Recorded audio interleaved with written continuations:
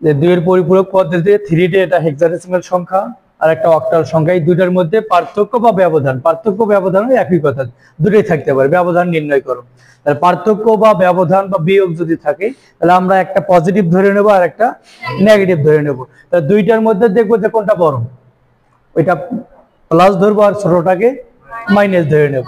তাহলে এখানে 3D এটা বড় মান, তাহলে 3D হবে এখানে প্লাস হেক্সাডেসিমাল, আর অক্টাল মানটা হবে যেহেতু পার্থক্য একটা মাইনাস অবশ্যই হয়ে যাবে, তাহলে মাইনাস এখানে 47, হ্যাঁ এটা অক্টাল মান।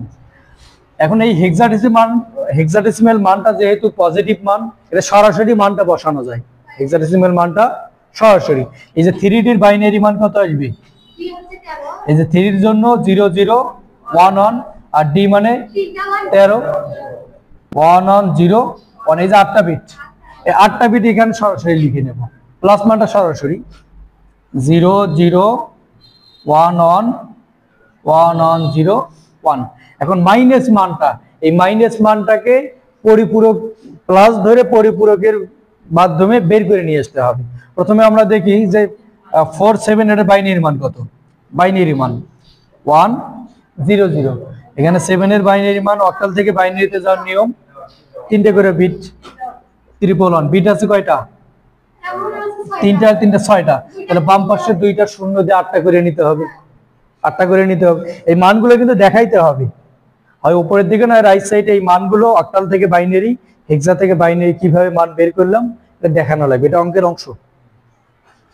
এখন প্লাস 47 এটা অক্টাল, এখানে 6টা বিট আসে, যেহেতু এখানে প্লাস মান তাহলে 2টা শূন্য ধরে নেব, একটা শূন্য সাইন বিট বোঝাবে আর বাকিগুলো মান বোঝাবে।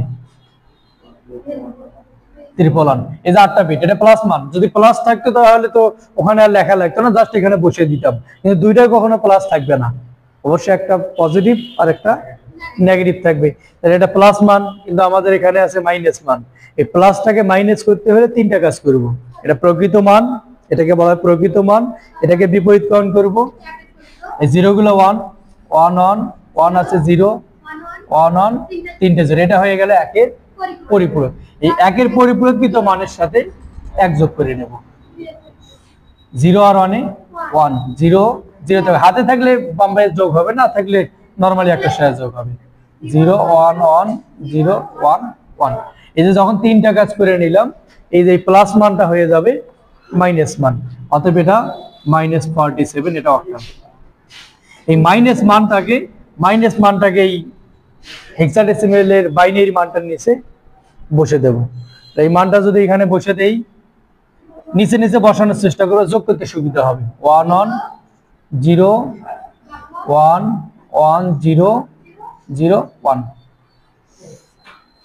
তাহলে প্লাস মানটা আমরা সরাসরি বসে নিলাম, মাইনাস মানটা প্লাস ধরে 2 এর পরিপূরকের মাধ্যমে মাইনাস বের করে বসে দিলাম। এবার সর্বশেষ যে কাজ, প্রশ্নে যোগ বিয়োগ পার্থক্য ব্যবধান যেটাই বলা থাক, এই সর্বশেষ কাজটা আমাদের যোগ করতে হবে, কারণ কম্পিউটার যোগের মাধ্যমে বিয়োগের কাজ করে, যোগ বললেও যোগ করতে হবে, বিয়োগ বললেও যোগ করতে হবে। এখানে মানগুলো আমরা বাইনারিতে যোগ করব, 1 1 যোগ করলে 0 হাতে থাকে 1, এই যে হাতের 1 এখানে 0 0 এর সাথে যোগ হবে 1 1 আর 0 যোগ করলে 1 1 1 যোগ করলে 0 হাতে থাকবে 1, 3টা 1 এ 1 হাতে থাকবে 1, 2টা 1 এ 0 হাতে থাকে 1, এই একটা এখানে যোগ হবে, 2টা 1 এ 0 হাতে থাকে 1, এই একটা এখানে যোগ হবে, 2টা 1 এ 0 হাতে থাকে 1।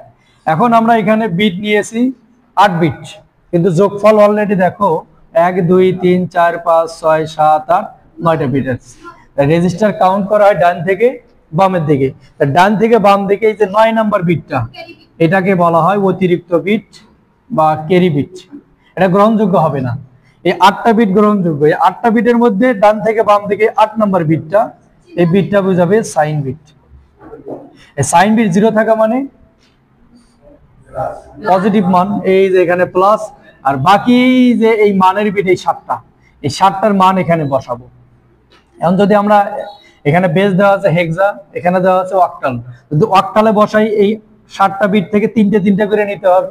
যদি এখানে হেক্সা মান বসাই 7টা বিট থেকে 4টে করে নিতে হবে। আর যদি ডেসিমেল মান বসাই তাহলে এগুলো আমরা বিট আকারে যোগ করে নেব। এই 7টা বিটের মধ্যে বাম পাশে 2টা জিরো, এই 2টা জিরো বাদ দেবে, তাহলে বাকি থাকে 1 2 3 4 5। ডাবল নেব 1 1 1 এর ডবল 2 2 এর ডবল 4 4 এর ডবল 8 8 এর ডবল 16। এই যে 5টা মান 5টা বিটের নিচে বসাবো 1 0 1 1 0 1 1 0, যেগুলোর নিচে 1 আছে সেগুলো যোগ করে নেব। এই যে 16 আর 4 20 আর 2 22। যখন এটা আমরা করে নেব এটা ডেসিমেল মান, এইভাবে করলে মানটা হয়ে যাবে ডেসিমেল মান। এই যে 22 এখানে ডেসিমেল বেস দেব। অতএব এটার অ্যানসারটা হবে এই ক্যারি বিটটা বাদ দিয়ে প্লাস এই যে 22, এটার মান হবে 0 0 0 1 0 1 1 0। যদি আমরা অক্টালে মানটা লিখি বা হেক্সাতে লিখি তাতেও হয়ে যাবে। এইভাবে আমরা যে কোনো সংখ্যা পদ্ধতির দেওয়া থাক না কেন এই পরিপূরক পদ্ধতিতে যোগ বিয়োগ করতে পারবো। একটা প্লাস ধরবো পজিটিভ আর একটা মাইনাস ধরবো। পজিটিভ মানটা সরাসরি বসাবো আর নেগেটিভ মানটা 2 এর পরিপূরক পদ্ধতিতে বের করে নিয়ে এসে যোগ করব। প্রশ্নে যোগ থাকলেও যোগ, বিয়োগ থাকলেও যোগ করব।